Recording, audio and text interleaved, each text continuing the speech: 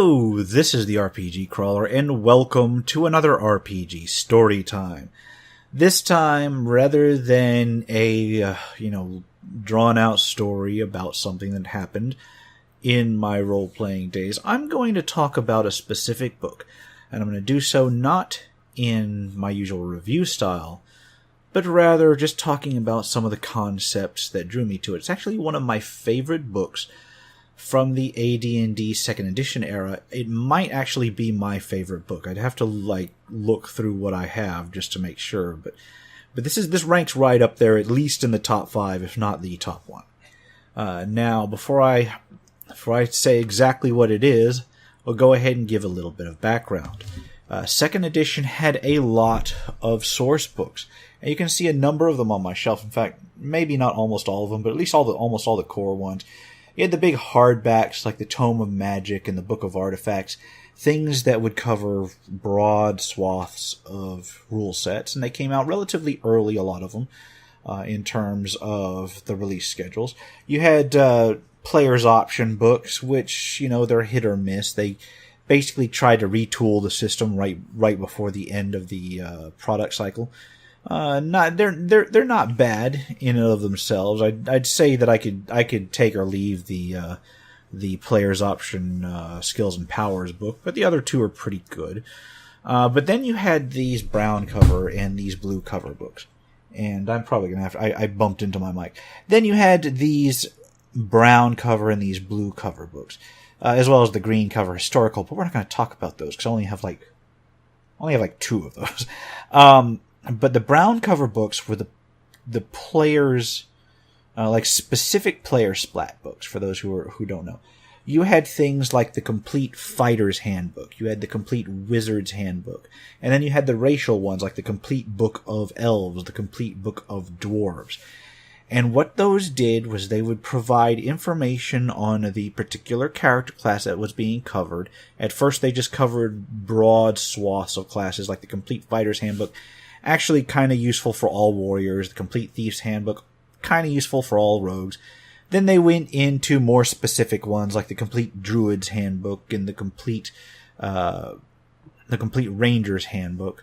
And then they went and did a few that were for new classes. The Complete Barbarian's Handbook, the Complete Ninja's Handbook, things like that. On the Blue Book side, these were Dungeon Master Guide accessories, and these were a little bit more random because they would cover elements of the game, and I honestly thought they covered them relatively well. But some of them are rarer than others. I know I've got a few that I used to have that I don't have anymore, and I've got a few that I never actually owned, at least on the Dungeon Master side. I'm probably going to try to collect some of those used over time as I get time. But these were source books that varied in utility, but covered a particular area. Like, for instance, Monster Mythology covered the gods and demigods of the various demi-humans, and it was considered a generic entry, although you did see some things from, like, Forgotten Realms or Greyhawk.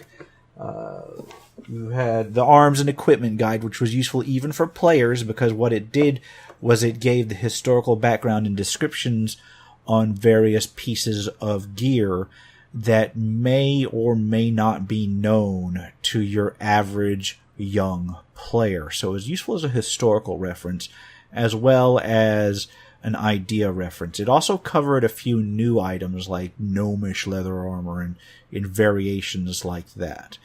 So it was useful to have. And then you had but they jumped around in what they covered. Like, you had a Complete Castle Guide. They gave you rules for castle construction and things like that.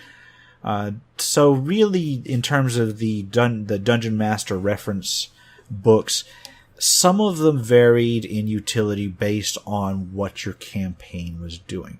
One of my favorites was the Complete Villain, or the Book of Villains. I'm not sure if I've got that one still. I'd have to look.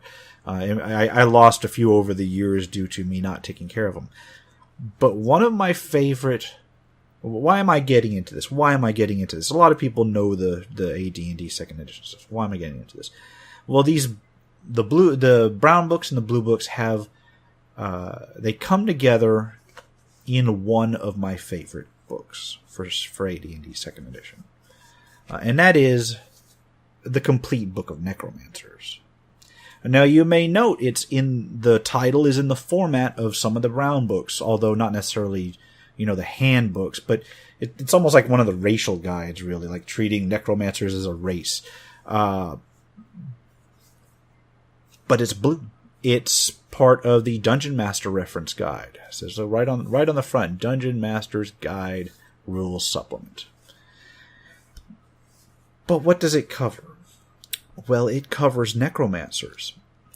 And interestingly enough, it covers necromancers in a way that harkens back to the handbooks and the Brown books, but actually goes a step beyond and includes some things that you would see only in a Dungeon Master's reference. So it's a neat like unification of the two concepts. Now, in years past and in later editions, the idea of a book just for necromancers, which are just one of many, many villain types, but they're a compelling one. There's almost always in a fantasy realm going to be some sort of necromancer of some way, shape, or form as a villain somewhere. It's a very nice archetypal villain, and they're not nice, but I'm saying it's a very, very common, very, very easy to include archetypal villain. And there have been efforts since then, especially in 3rd edition, mostly by third-party companies. I don't see very many in terms of like first-party releases that focus only on necromancers. There are a few, there are a few that are close.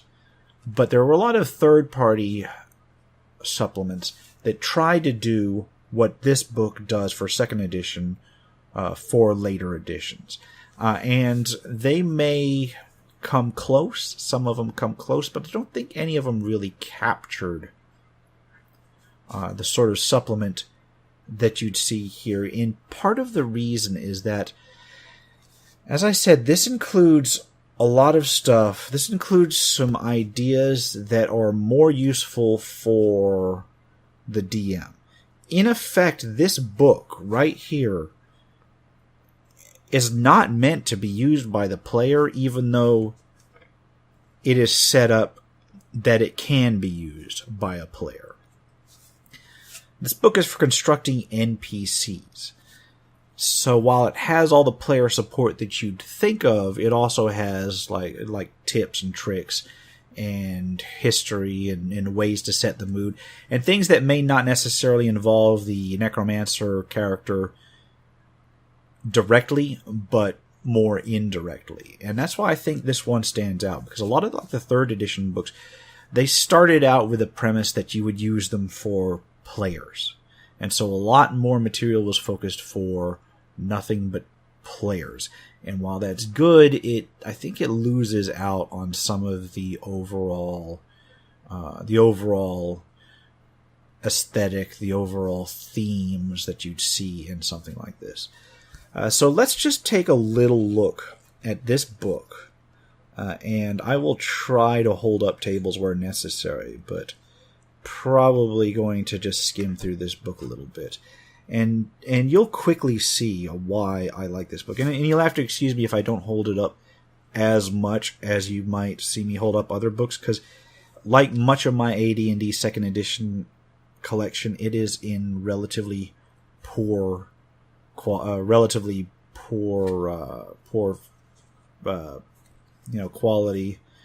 It's beyond the used quality. It's been thumbed through.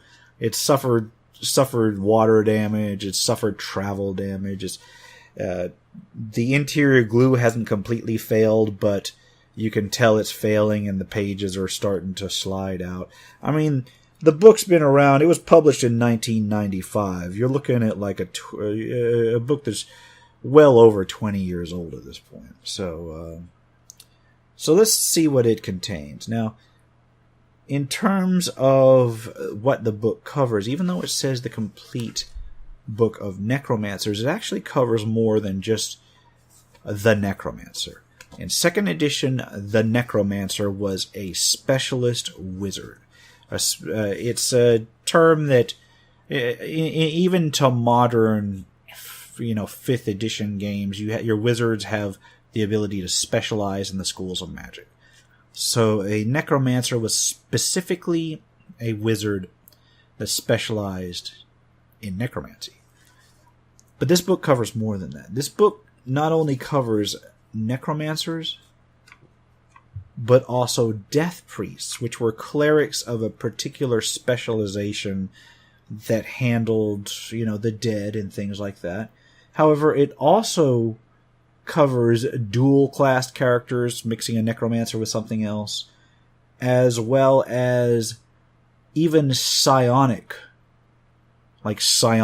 characters, which is another video worth of stuff entirely. Psionic characters that would focus on necromancy. Although that part doesn't get quite as much in terms of coverage, mostly because psionicists don't make great necromancers. They can't really reanimate the dead. They've got a lot of stuff that can be used against the dead. But the important part in terms of why it touches on psionics, is that this book includes some variant rules. Variant rules that are designed to grant a necromancer NPC certain powers beyond simply necromancy that they can pull out, and they can be thematically related but not mechanically related. And that was a big thing. So it opens up with an examination of the standard necromancer, covers what they need for ability scores, gives you a couple good, whoops, let me see about this. A couple good charts here that tell you various matrices that you can use to generate scores that qualify for a necromancer. Because a necromancer not only has to have at least a 9 intelligence, but they have to have at least a 16 wisdom. And the 16 wisdom, it's a bit odd, because it doesn't really help the necromancer wizard at all. So if you're rolling just straight down the line, it can be hard to justify playing a necromancer if your high score is in wisdom, unless you really, really want to play a necromancer. That having been said, there's a surprisingly large number of character rolled matrices, and they do this through several methods, because there were like 6 different methods to generate character scores back in 2nd edition. Then your DM would tell you which ones you could use. There are a surprisingly large number of necromancers generated with method 1, which is just 3d6 in order, I think, that have, none of the necromancers generated using the method 1 have higher than a 12 intelligence. And that means that none of the necromancers generated using the matrices in this book that were used for samples could cast higher level spells, because 2nd edition limited your wizard's ability to cast higher level spells based on their intelligence. So this is interesting to note. That having been said, it does give a chart to advanced necromancers all the way up to level 30, and I don't know which charts those are based on, because the ones in the player's handbook only go to 20, and they do offer charts for making especially wizards of higher level. They offer those in both the Complete Book of Wizards, or the Wizard's Handbook, as well as the High Level Handbook, which is another book entirely. So I'm interested to know where they got those particular. I'm almost willing to bet that they come from the Wizard's Handbook, because I don't think that the High Level Handbook was available at the time that this book was printed. I could be wrong, but it's useful. It's got the charts already worked out for you for higher levels, and then it goes into wizard kits, and specifically necromancer wizard kits. It does cover a couple kits from other sources, specifically the Witch from the Wizard's Handbook, I think, and the Ghoul Lord, I think, is from the Shair's Handbook. I'm not sure. I'm almost willing to bet it's from the Shair's Handbook. I'll look it up real quick. It is from the Shire. Tell me it's from the Shire's Handbook, please. Yeah, it's from the Complete Shire's Handbook. That is one I don't have. I might have it. I don't think I have it, but I might have had it. For a brief period while I was playing AD&D 2nd Edition, I really liked the Alchemist setting, which is actually a subsetting of the Forgotten Realms setting. And it's basically Arabian Nights, genies, that kind of thing. This was back in the 90s, so the treatment of it has probably changed over time since then, but I thought it was a fantastic book at the time. Anyway, I digress.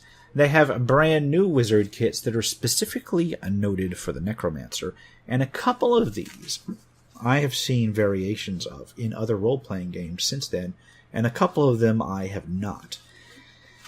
Now again, this was a DM's reference, so all of these are meant to be used by NPCs, but there are a number of them that seem to be useful for a PC. And it leads off with the Anatomist. Now, the Anatomist is a necromancer that follows... I've got a nice little picture in here. They got a nice little picture in here that I think was used for the Van Richten's Guide to the Created. Basically, the Anatomist necromancer is your almost like your scholar that goes and robs graves and then learns anatomy by dissecting the corpses during a time in which that was not necessarily considered a good thing, especially in a fantasy realm, I can only imagine. And then they have the ability to use the healing proficiency at an increased rate. So yeah, basically they're doctors. Even though they can cast wizard spells, they are doctors. So you can theoretically use one as like a healer, although I would not necessarily use them as a primary healer. They can also utilize their skills to do an autopsy to determine how something died. They are very, very skilled with a knife. Even though the knife is usually the weakest... I think the knife is actually the weakest weapon in 2nd edition. The knife was like a dagger, but it had its own stats. I think it maxed out like at a D3 instead of a D4.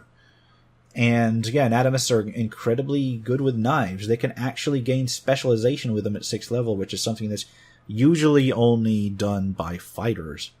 So yeah, you got your Anatomist with a knife, which I guess is basically a scalpel. You can really cut somebody, even as a wizard.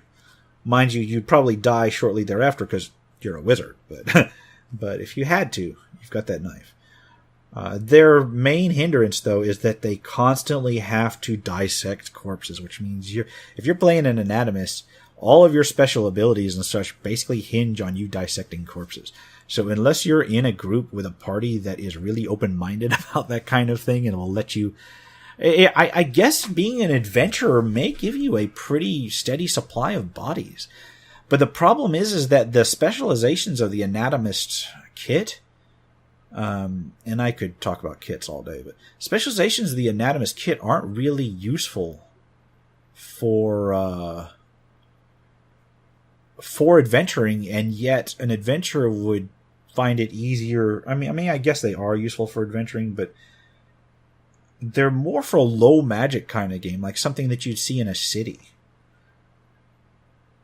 So I suppose while it would be easy for an adventuring anatomist to get corpses to cut up, they're more useful in like a low magic setting, or not low magic setting, but maybe like a setting where clerics aren't necessarily reliable. Or, as I said, a city setting where you might actually be investigators or something. And again, your skills would come in more useful there, and yet you'd have a harder time than if you were an adventuring anatomist. I played an anatomist exactly one time. I loved the kit, but I played it one time, and it was weird. It was during a Planescape game, and we had all kinds of planar powerhouses and such. And I played an anatomist from Ravenloft. And yeah, you're not supposed to escape Ravenloft, but the DM was like, yeah, whatever. It's just your starting stuff. And I was like, yeah. So I'll play an anatomist who managed to get out of Ravenloft. And so he was like the creepy goth dude in the back that would dissect corpses and heal. Nobody played a cleric in that game either. Even though it was in Planescape, nobody played a cleric in that game, and so I ended up being the party's primary healer. That game did not last long. The game did not last long enough for it to really shine, but I enjoyed it while it happened. I could see playing Anatomist again. Next kit it talks about is the Death Slayer, which is a wizard that uses their knowledge of necromancy to kill the undead. I never played one. They've got basically some ability to stand up in battle. Not necessarily as a fighter, but maybe as a hunter. They have bonuses on using spells to attack things, and bonuses to handle undead stuff. So yeah, they're basically a necromancer that fights the undead, and that's actually that's a common trope, even if it's not a common kit / archetype.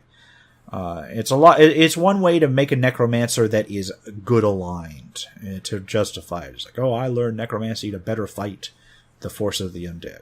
Okay, it works. Next kit is the Philosopher, and the Philosopher studies necromancy because it's there. And in fact, a lot of it is kind of like almost hipster or like against the grain. Like, they study necromancy because nobody else is allowed to. People tell them that they can't use necromancy, so they go, okay, yeah, well, I'll go ahead and use necromancy. The thing about the Philosophers is they get a base 5% per level of immediately knowing the answer to a question about necromancy, necromantic items, or the netherworld. So basically they've got like bardic knowledge, except with necromancy stuff only. They also have, if the DM allows psionics in the campaign, the Philosopher may possess one or more wild talents. Along with the usual benefits of the specialist, the Philosopher gains a 30% chance total when learning spells from the School of Necromancy. So they double their bonus to learn spells, but if you're a necromancer, you're usually at a point where you can already learn the spells relatively easily with a spell roll. For those who don't know what I'm talking about, AD&D 2nd Edition, and those of you who've watched my Baldur's Gate game probably know about this very well. AD&D 2nd Edition, in order to learn a spell, a wizard of any sort had to make a learn spells roll. It was based on their intelligence. It was not their intelligence, but it was a percentile chance based. You know, you look up your intelligence and that would tell you the percentile chance. And it increased actually, not necessarily exponentially, but it increased faster the higher you got. And a necromancer would normally add like plus 15% to that if you learned it from a necromancy school, and they would minus 15% to learn other stuff. So if you had reasonable intelligence and you were a necromancer, you already pretty much had not 100%, but close. So that 30% chance to learn necromancy skills is not really as unbalancing as it seems.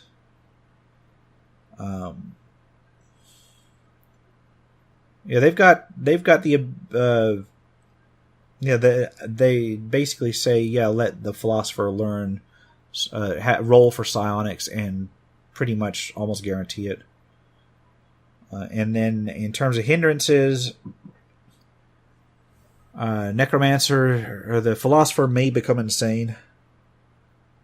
Yeah, there's no hard. They suffer a minus 30% chance to learn non-necromantic spells, which can really hurt you. That really hurts you because that can turn your. It's like if you learn a non-necromancy spell, that can bomb your chances. That's way worse.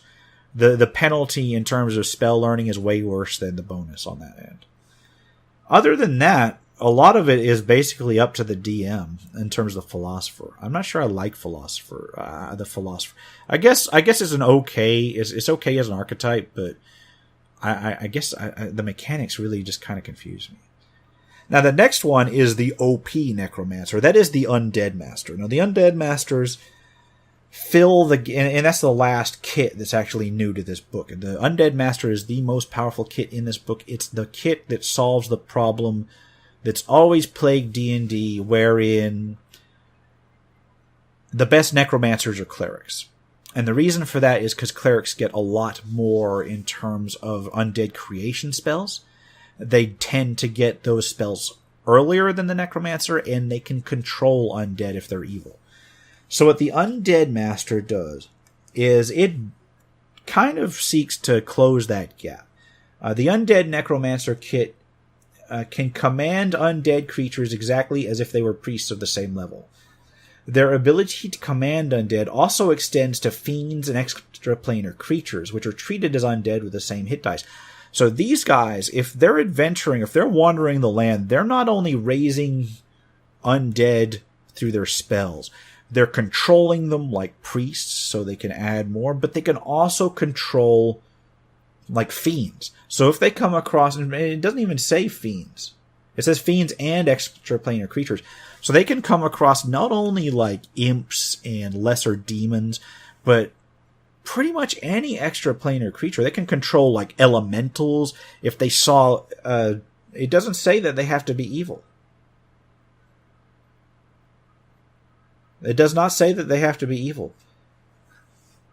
Even though it says, the flavor text says that combine not only the cold undead, but also the sinister inhabitants of the netherworld, there's no restriction that the extraplanar creatures have to be evil. So they could control elementals, and they could possibly control minor celestials, like minor angels that they come across. That's actually really neat. I did not notice that until then. That makes them even more overpowered. They may choose only one of the regular weapons available to the wizard. After that, all of their weapon proficiency slots have to be used for non-weapon. So they're basically like the sorts to hang back behind their undead minions and their summoned minions.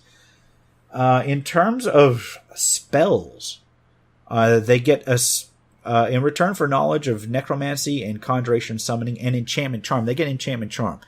Normally, necromancers do not get enchantment charm. In 2nd edition, a specialist wizard gets opposition schools. I say this because if you've played 3rd edition or if you've played Pathfinder, you know opposition schools. Pathfinder lets you cast them from your opposition school at I think it costs like double slots or something like that.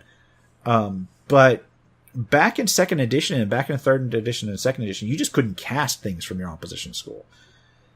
So they get enchantment charm, which means that your undead master is not only a master of undead, they're a master of pretty much anything. They've got their charmies out there, they've got their summons out there, they've got their undead that they created, that they've got their undead that they controlled.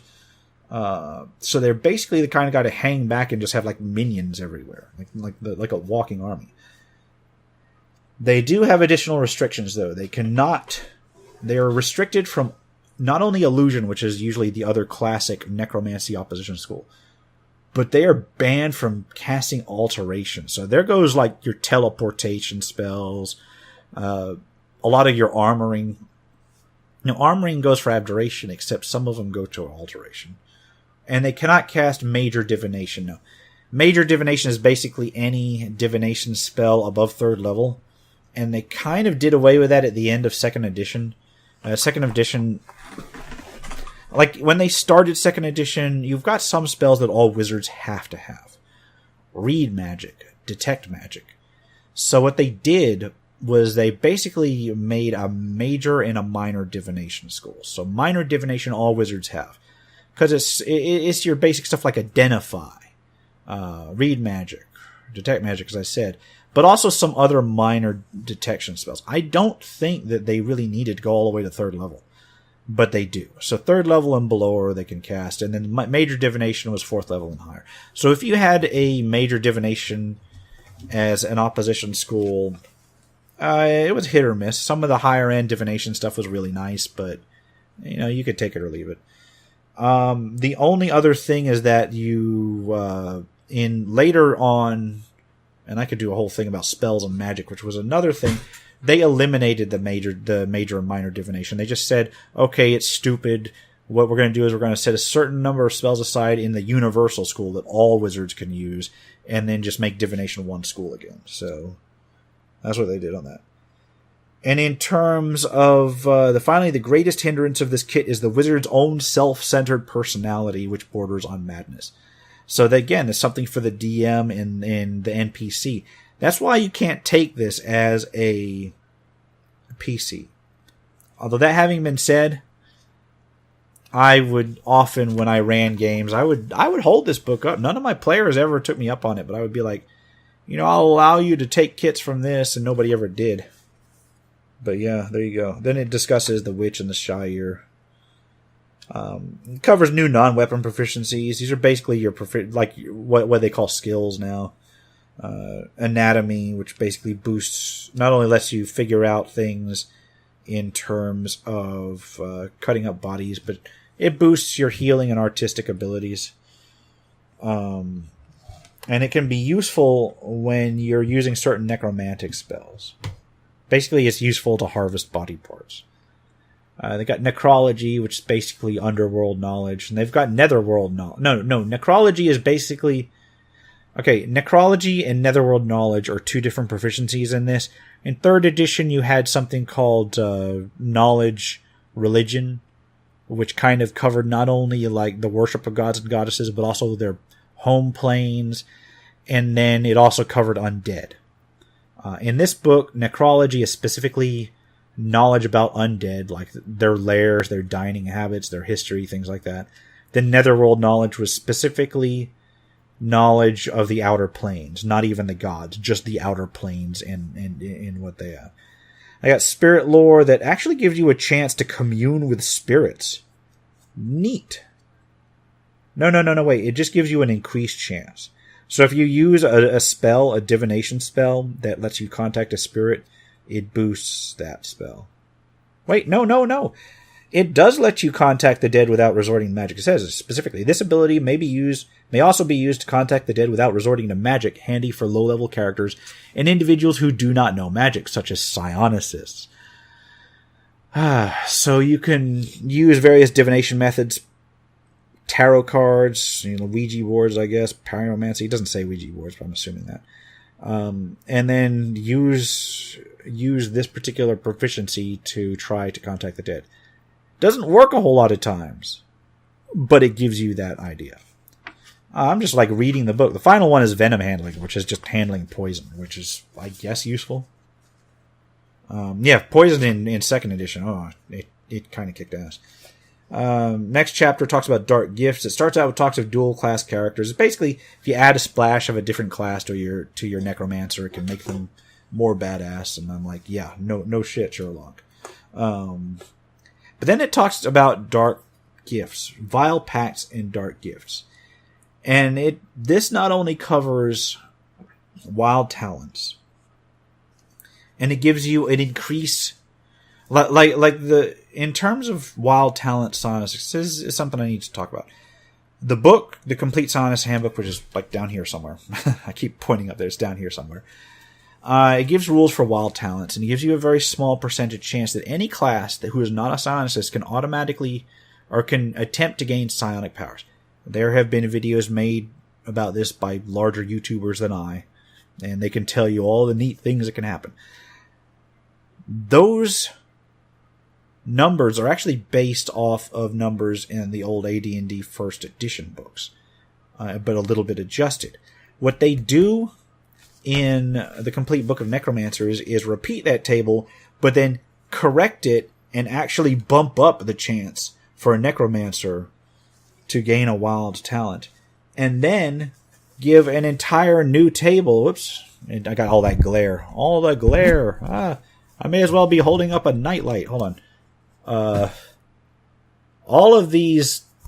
This is the table that they say to use for necromancers, especially if you're talking about NPCs. What this is basically the wild magic, like random devotion table, with all the stuff that a necromancer really wouldn't use kind of crossed out. So this is just stuff that necromancers would use. Things that, and it's not necessarily all necromancers, but things that are more thematic, I guess. That's the whole point, is that you make your necromancer NPC feel like a necromancer by weeding out the weird stuff that a necromancer wouldn't use.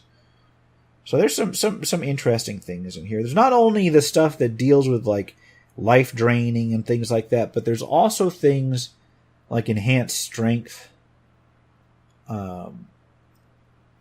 heightened senses, no direction.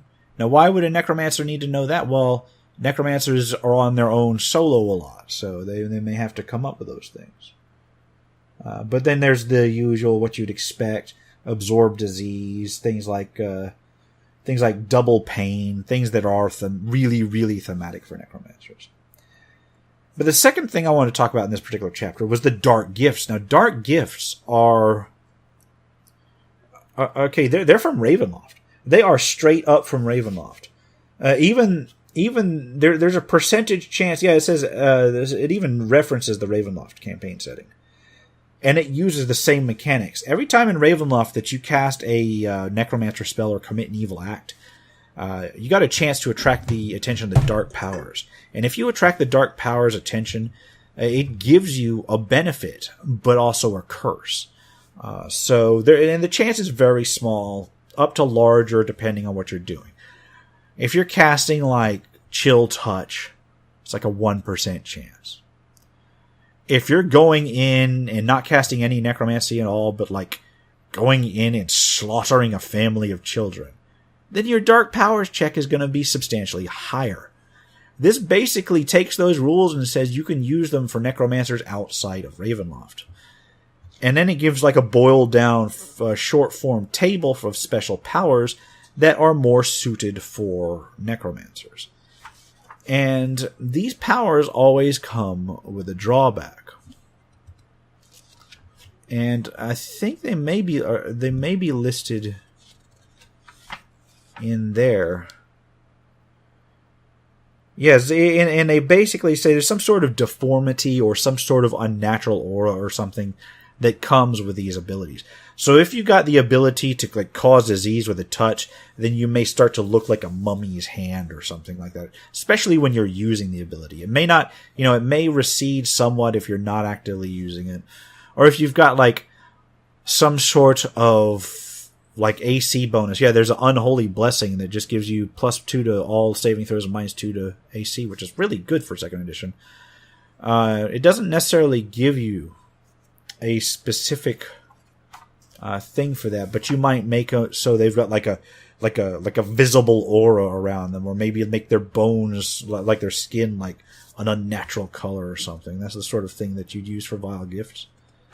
But it basically just formalizes that for necromancers not in Ravenloft. Talks a little bit about non-human necromancers. Talking about undead necromancers. It's always useful.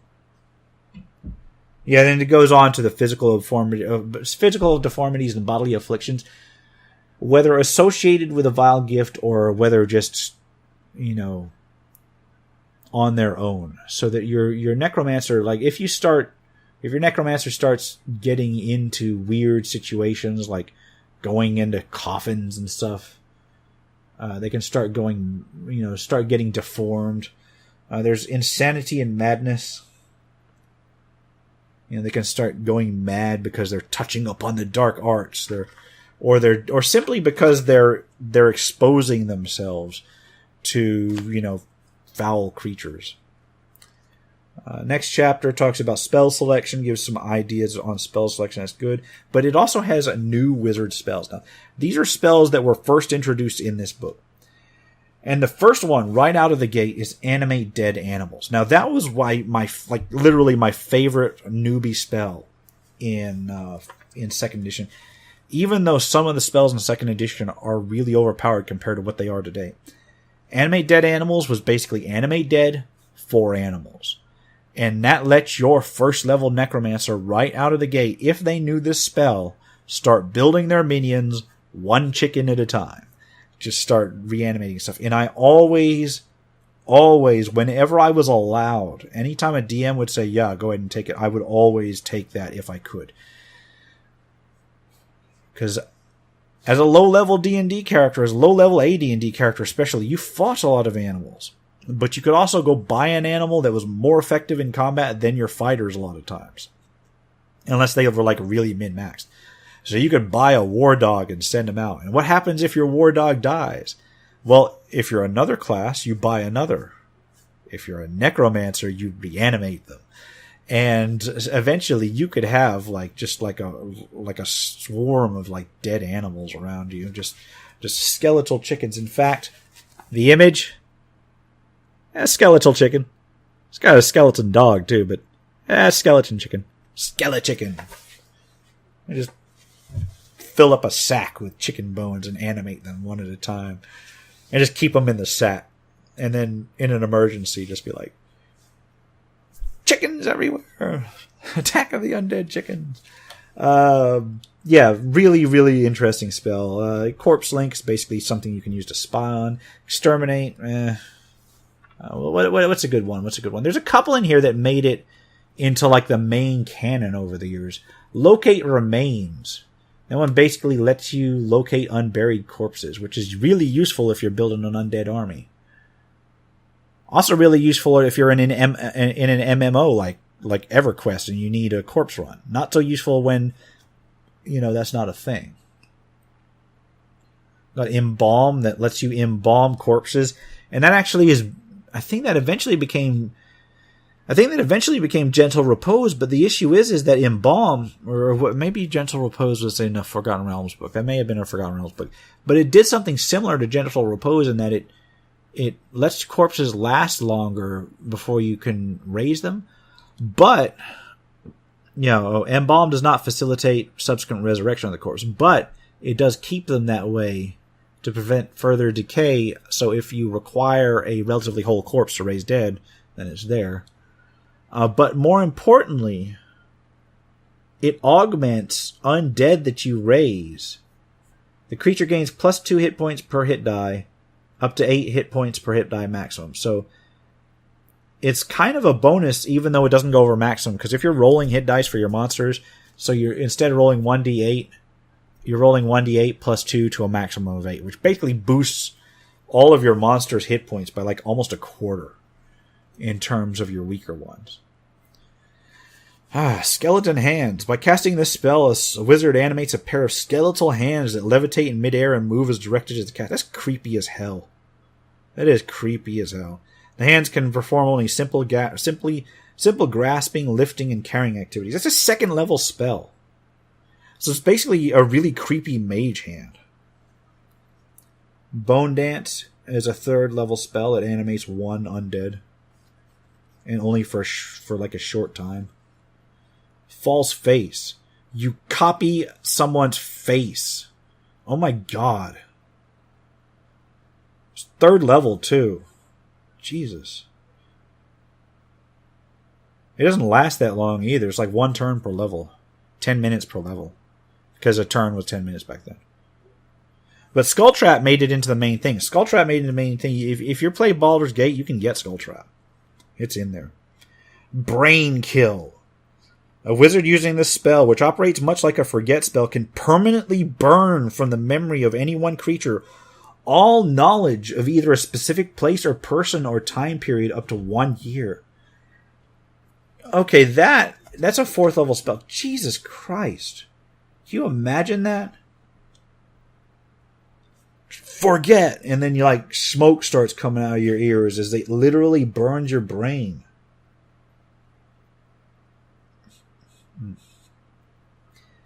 If successful, the creature suffers only a painful headache.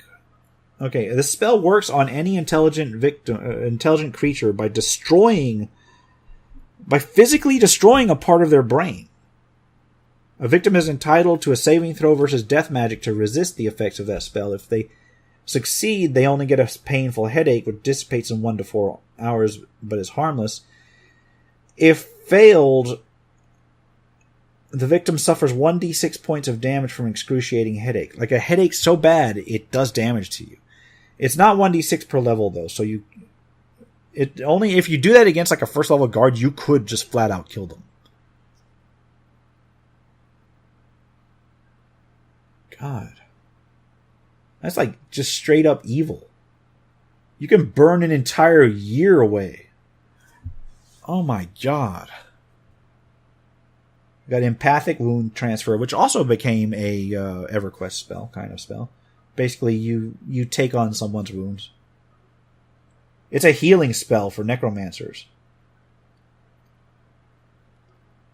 So what you would do, and this was actually a tactic that I used in EverQuest, but you could do in terms of, like, tabletop games. If your cleric's down, you got no healers, and especially if you're the main healer as an anatomist. I never got high enough to cast spells as an anatomist, but I cast it with others. You could Empathic Wound Transfer to heal your fighter, and then immediately Vampiric Touch the enemy. That summons Spirit, that summons a Necromancer. No, summons an undead. Why did I say Necromancer? No, summons Spirit, summons one dead human. It just summons their spirit, so you can question them. Yeah, it's basically for questioning them. Bind Undead. Is this the one where I made a... Yes, it is. Oh my god, yes it is. Yeah, this is the Katamari Damacy Undead spell.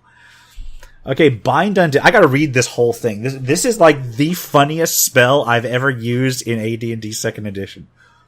I think I may have mentioned it in one of my RPG story times. Okay, 5th level spells. Bind Undead. Range 10 yards. Components verbal somatic material. Duration is only 2 rounds per level, so the fun does stop. Area of effect is 1 undead per level. Casting time 5. Okay. Bind Undead is highly effective against certain kinds of undead. It has no effect on living creatures. This spell automatically affects all chosen corporeal undead of 6+ or less hit dice, including coffer corpses, and it just gives you a list. Why does it list? Oh, you know why? It's because some of those have like 6+ something. But a lot of them don't. So it like lists the undead. Why does it list the undead? I don't know. Anyway, it binds them with no saving throw.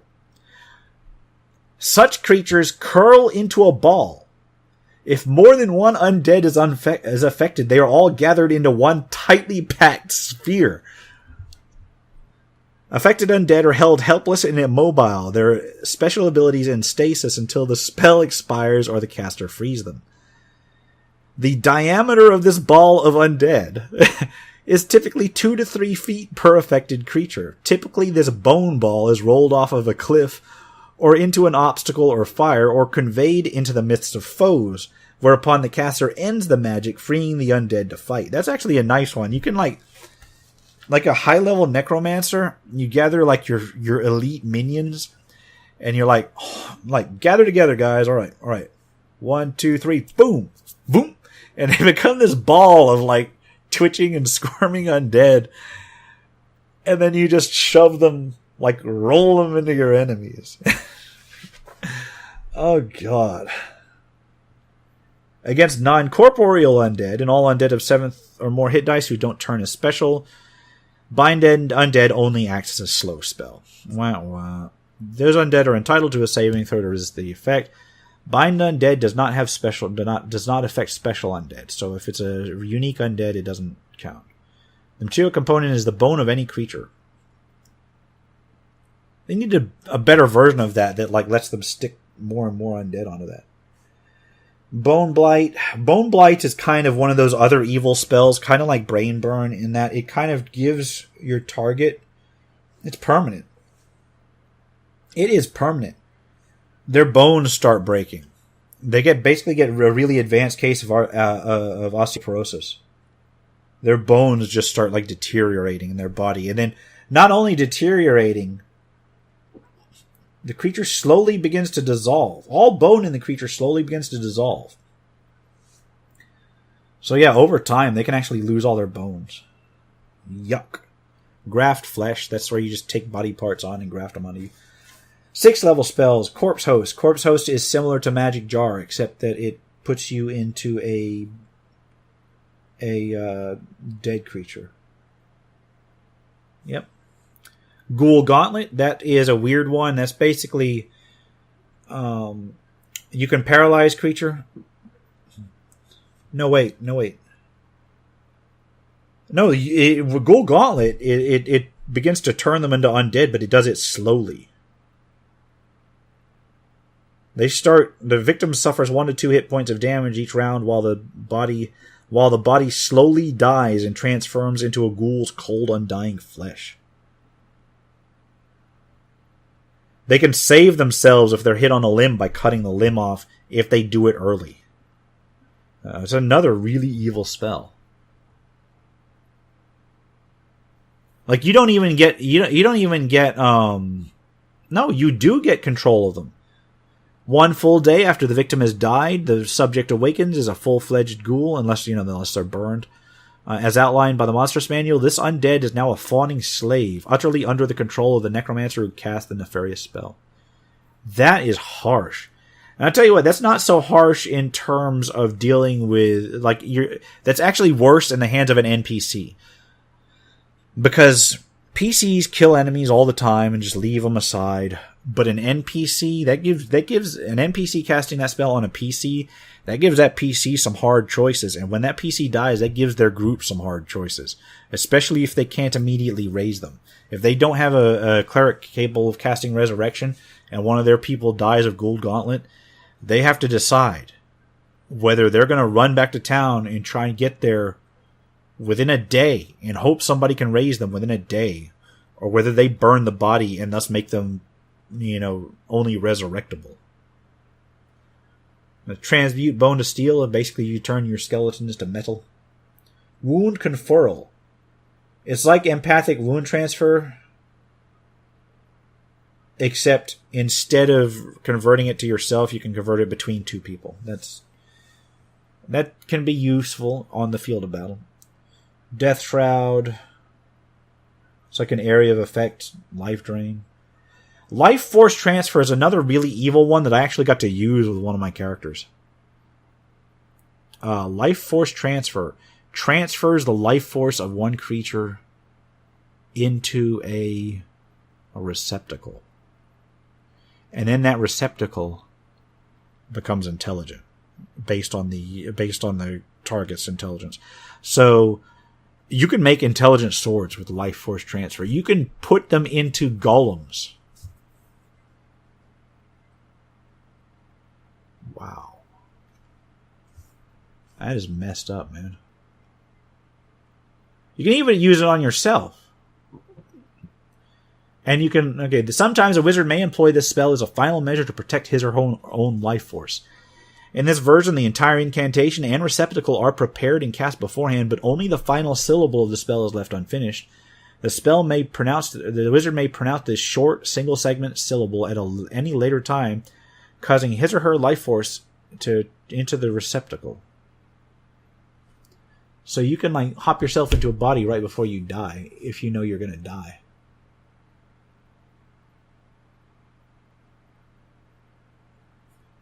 Now this is the part where it gets super evil. The same spell gets super evil. And where I actually used it in the past. Because you can transfer your life force, you can transfer your life force or someone else's life force into somebody else's body. So if you're getting old, you're getting on in years, you can use life force transfer to permanently put it's like magic jar, but permanently put yourself into their body. And then that body is now considered yours. And here's where you can get real evil. Because that body's considered yours. Now, there are ways to force you out, but they get expensive. They're not like magic jar dispel levels. They're like high-end levels. But where you can get real fucking evil with this one, and where I actually used it. Second edition, to create a magic item, it requires the permanency spell. And the permanency spell permanently drains 1 point of constitution from you, so you can only cast it a certain amount of times. You see where I'm going with this. If you're an evil wizard, and you've got life force transfer, it's an 8th level spell, so you're already casting 8th level spells. You find some poor peasant, you capture, even if you're evil, but you're in a good party, you can capture an orc or whatever. Life force transfer yourself into them. Cast all the permanencies you want. get their constitution all the way down to like 1. And then life force transfer yourself back. Now you got to have somebody to make sure that that orc doesn't run off in your own body. Maybe chain them up or something. Get like, your servant over there with a key. But man, you could start using people like as magic item batteries. Just drain them down to like a withered husk and then hop back into your own body. That is just some of these spells are just straight up evil. Life Force Exchange. That is a 9th level one. It does the same thing, except specifically between two people.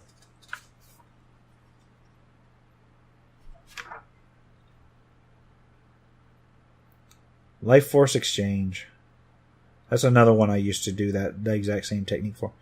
I don't understand why they've got two. I guess there's some subtle differences. Life Force Exchange is way cheaper. There's no expensive material components on it. The only other one I skipped with Death Ward, which is basically like a symbol of death, except more powerful. It kills things that try to get near. But yeah, there are some really evil spells in this book. In fact, some of them I'm really surprised that they have not made an appearance in a first party book since then. Especially animate dead animals. I understand you can animate literally dead animals in 3rd edition using just animate dead. But animate dead animals needs to be like a 5th edition spell. Is it? Did they add it in Xanathar's Guide? I don't think they did. I'll have to look that up sometime. Let's see. Next chapter covers Death Priest. Death Priest is basically your death-focused clerics. And then they give some sample generic gods of pestilence and suffering. Things like that. Not really a huge spell. They got the new priest spells. Now, I didn't use as many of these in the old days as I could. Ebony Hand basically boosts touch-related damage spells. No, touch-related spells all kinds. Ebony Hand, 1st level spell. Makes it easier to hit people with a touch attack so that you can deliver other spells better. Skeletal Servant, level 1 spell, animates the bones of a dead human, demi-human, or humanoid creature into a skeleton that lasts a week. It's a non-combat skeleton. It's like a skeleton butler. Spectral Senses. Basically like Corpse Link, except it works with undead. Undead Alacrity is basically like a mini haste for undead. And that's all 2nd level. It's all 1st level spells. 2nd level spells, Hear Heartbeat, lets you hear heartbeats. Kind of useful for detecting, living creatures. Resist turn. I mean, that's why I wasn't as impressed with the priest spells. A lot of these are just really generic kind of stuff. Resist turning gives your undead in the area resistance against turning. Death's Door brings the wounded individual back up to 0 hit points. So it's basically a stabilization spell. But since Death's Door was so much more debilitating in 2nd edition, it's a 3rd level spell. Okay. Life Drain. It transfers to drain 1 to 8 hit points plus 1 hit point per level of caster from a living creature. The priest may then immediately bestow the hit points upon him or herself or transfer them to another individual. So yeah, it's basically like a weak version of the empathic wounds transfer or whatever that it was for the wizard. It's a weaker version, but they get it much earlier. Spirit Bind binds an individual's life force to its physical remains. I have had an evil priest cast that one. Basically, it's like, you shall not die, and you bind it to their remains. It doesn't create an undead. They're just stuck in their body. It is useful for later raising them, though. So it's useful for more than just evil ones. So if you've got a teammate that's died, you can rush over, bind their spirit to their corpse, and then use that to make it easier to raise them later. 4th level spells, Cause Insanity. Again, not very creative. Cause Insanity. It causes insanity. Heart Blight. Now, Heart Blight makes them have a heart attack. That's pretty brutal. That is pretty brutal. But it's not like as evil as some of the wizard spells were. Plague Curse. It's like Contagion, except like on steroids. Undead Focus, 5th level. The recipient undead becomes a magical focus for the caster, who can now funnel any chosen, currently prepared companion spell through the undead. Again, it's a little bit more creative. It's more like, okay, we'll let you use this undead to cast other spells. Scourge causes a major disease. Again, it's just like a buffed up cause disease. So I got various levels of cause disease. Undead regeneration heals undead. Asphyxiate. They basically, their throat closes up and they start choking. Again, interesting, but a 6th level priest, not a 6th level priest, a priest capable of casting 6th level spells already has something that does something very similar. Harm. Or is that 7th? No, that's 6th level. Is it even 6th level in 2nd edition? I'd have to look it up. Summon undead. It summons various undead. And it's even got the table. They made this much lower in level in 3rd edition, and then they never reprinted it. 7th level spells. 7th level priest spells are the top of the line death spells in AD&D 2nd edition. Or top of the line spells, period, in AD&D 2nd edition. Death Pact. By completing this ritual, a high priest forges a powerful pact with his or her deity. The covenant ensures that a chosen individual will survive an untimely death. So basically, it's like Raise Dead. Yeah, it is literally Raise Dead and regeneration and heal. Just kind of like, okay, so if this person dies, heal them up. Yeah, it takes its toll on people, but it's really useful. I mean, it's useful even for good clerics. You know, like put it on your fighter, send them in to tank something. If they go down, boom, they're back up. Chapter 7 covers Chapter 7 is where you start getting into thematics. They cover things like henchmen, familiars. Gives you ideas for familiars bigger than even like imps and such. So you can have like higher level demons as familiars, or like certain undead as familiars. But again, for NPCs, this one is good enough to, in this section where it's talking about having like, oh wow, like Draco Liches. Oh no, these are just as minions, not as familiars. The familiars are, yeah, it says like lower end demons and such for familiars. But this gives you like tips on what kind of undead make good minions and what to use them on. So if you're a DM that's not that's like, say you're tired designing an adventure, and you know you got a necromancer in there, and you know they want to do some sort of minion, but you don't want to use the usual ones, this will let you go through and tells you what minions would be good in what situation. They got some secret societies. Secret societies started to be big to join towards the end of second edition, so I got various potions and poisons. Again, some of these are pretty evil. Juju wine. It's a potion of poison where not only, if even a sip is tasted by a human, demi-human, or humanoid, the wine brings instant death unless the victim makes a saving throw versus death magic.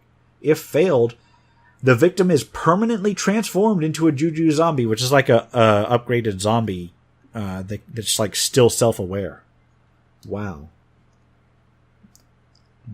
So yeah, and then they've got a less toxic vintage that doesn't kill them; it just turns them into like a. This is basically for your voodoo type stuff, or for your Haitian zombie, or is it Haitian zombies or whatever, where you like slip them like a poison and then they go into like a death state and wander around doing as you say. A lot of stuff is just straight up. If you encounter this, you die. Magic items, and it tells you various magic items from other sources, and then it covers new magic items. Very few of these are really good. but they're relatively thematic, but only a few of them are really super creative.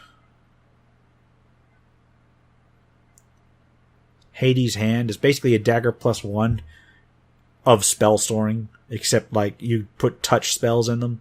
So like, inflict wounds or vampiric touch or whatever. And then when you stab someone with the dagger, it does the dagger damage, plus it automatically casts a spell. Bone Ring.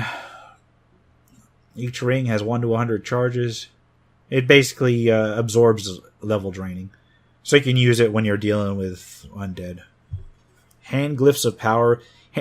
This book actually, I'm getting towards the end of it, so don't mind me. This book actually has a miniature campaign setting in which they add all of they've got sample necromancers for all of the basic necromancer kits that they cover in this book, and then they design a little tiny island of the necromancer kings that is basically its own campaign setting. And yeah, in fact, I'm only like 1 or 2 pages away, so I'll talk about that when it gets. Hand Glyphs of Power are basically specific items that cast spells that are from that campaign setting. Horn of the Exalted Deed is basically an upgraded Horn of Valhalla. Horn of the Exalted Dead, not Exalted Deed. Why did I say Exalted Deed? Robes of Shadow. It's just a cloak of protection with some shadow abilities. Yeah, I'm not impressed with a lot of the... there's a couple good ones in here, and a couple new magic items in here that are decent. Shadow Blade. It's a magic sword that drains strength like it was a shadow. That's actually not a bad idea. Staff of Skulls. This staff, usable by all classes, animates skeletal or cadaveric remains when the command word arise. Arise, chicken.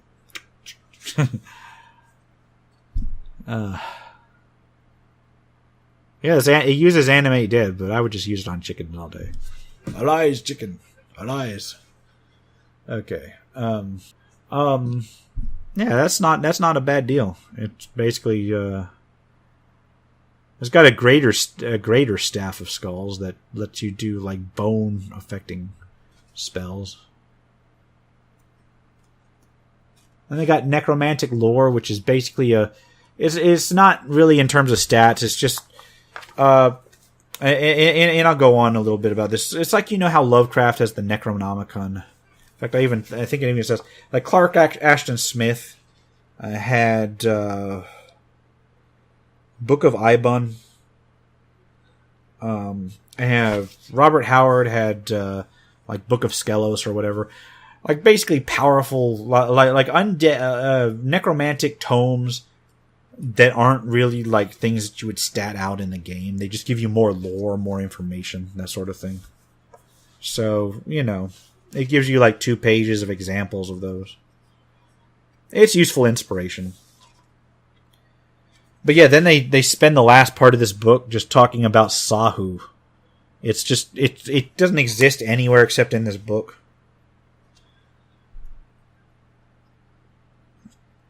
So it's just like a setting. It's just like a miniature setting that's just an island. And it's got like all kinds of plots. It doesn't have anything statted. It doesn't have anything like monsters or any adventure areas like mapped out. But what it does is it just gives you areas for the various necromancers that are listed in the back of the book, where they would be, and then what they might be interested in doing. So it's basically like a setup of a miniature campaign, and it's up to you to figure it out. I think it's a nice touch. Didn't take more than a couple pages either, so that's nice. Then the last part of the book is basically all of the various... They've got example necromancers for all of the various things. And interestingly enough, a few of these names are reused in later edition stuff, and I don't know if it's on purpose or by accident. You've got Kazarabet. Now, if I'm not mistaken, that was in Heroes of Horror, wasn't it? Except as a completely different character. Pazentios. That is a 11th level human necromancer archetype. The archetypal necromancer. It's basically your standard necromancer. Sarzek, the undead master. You've got Talib, who is the dual class human, 5th level desert warrior, 16th level necromancer. And if you go, oh, that totals up to more than 20, yeah, it does, but dual class worked different back then. And that guy is actually chaotic good. And he has a lot of spells and and he's got some psionic abilities and such. Basically like the hero. Like the token hero necromancer. Vermissa. She's a lich, whatever. Pain Mistress Yolanda Shamat.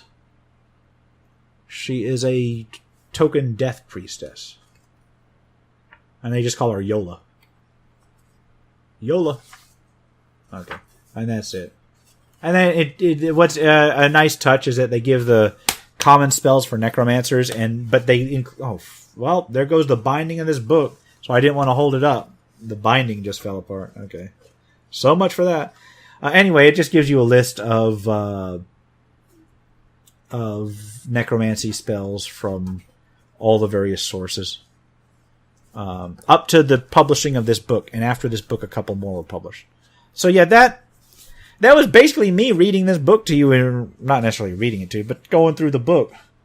One of my favorite books for AD&D 2nd edition. Seriously, one of my favorite books. I actually still refer to this book for inspiration to this day for even things that I run in like 5th edition. I wish that they, as a first party book, they would do something similar to this. Now they did later on have like Book of Vile Darkness for 3rd edition. Heroes of Horror was about as close to this book as you could get, but it handled more than just necromancy. It handled like horror. Libris Mortis was similar to this, but not.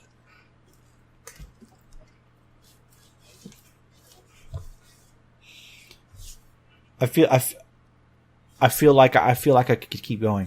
I may cut it here.